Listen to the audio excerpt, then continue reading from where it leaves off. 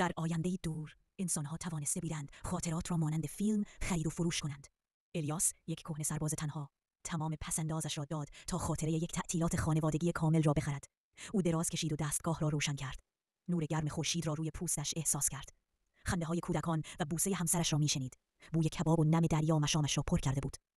این همان آرامشی بود که سالها در جستجویش بود. قلبش از شادی می‌تپید. اما ناگهان یک نقص فنی کوچک رخ داد.